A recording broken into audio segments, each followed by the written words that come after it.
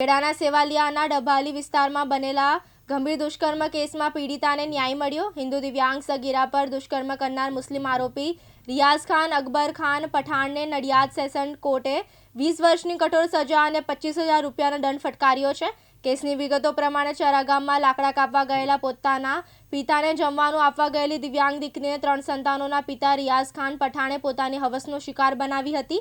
આ મામલે સેવાલિયા પોલીસ દ્વારા ગુનો નોંધી તપાસ હાથ ધરવામાં આવી હતી, જેમાં FSL રિપોર્ટ અને અન્ય પુરાવા મળ્યા, જેનો કેસ નડિયાદ સેશન કોર્ટમાં ચાલી રહ્યો હતો। ત્યારે સરકારી વકીલની દલીલોના આધારે નડિયાદ સેશન્સ કોર્ટે આરોપી રિયાઝ ખાનને 20 વર્ષની કઠોર સજા અને 25,000 રૂપિયાનો દંડ ફટકાર્યો છે।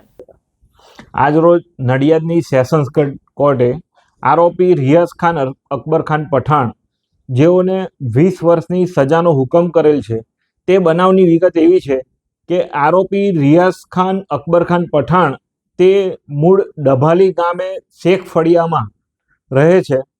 તે આ કામની દિવ્યાંગ ભોગ બનનાર દીકરી, જેની બનાવ સમયે ઉંમર માત્ર 13 વર્ષની હતી અને પોતે દિવ્યાંગ હતી, તે દીકરી બનાવના દિવસે પોતાના પિતાને ગામના ચરામાં જે લાકડા કાપવા ગયેલા હોય છે તેઓને જમવા માટે બોલાવવા માટે ગયેલી।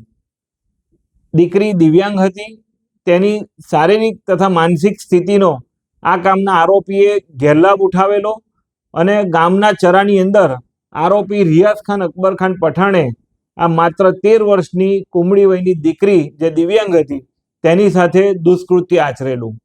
આ સંદર્ભે એના પિતા જ્યારે ઘરે પરત ફરી રહ્યા હોય છે જમવા માટે, ત્યારે પોતે સમગ્ર જે બનાવ છે તે નજરે જુએ છે અને બૂમ પાડતા આરોપી રિયાઝ ખાન ત્યાંથી નાસી જાય છે। આ બનાવના સંદર્ભે દિવ્યાંગ દીકરીના પિતા દ્વારા સેવાલિયા પોલીસ સ્ટેશનમાં ફરિયાદ આપવામાં આવે છે, જેમાં સેવાલિયા પોલીસ સ્ટેશન દ્વારા આખી તપાસ કરી અને નામદાર કોર્ટમાં ચાર્જશીટ રજૂ કરવામાં આવે છે।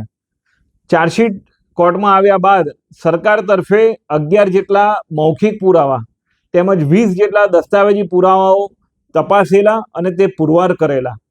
આમાં મુખ્યત્વે જે ભોગ બનનાર અને આરોપી છે તેઓના મેડિકલ સર્ટિફિકેટ તેમજ FSL દ્વારા આપવામાં આવેલો અહેવાલ તે મુખ્ય પુરાવા સાબિત થયેલા।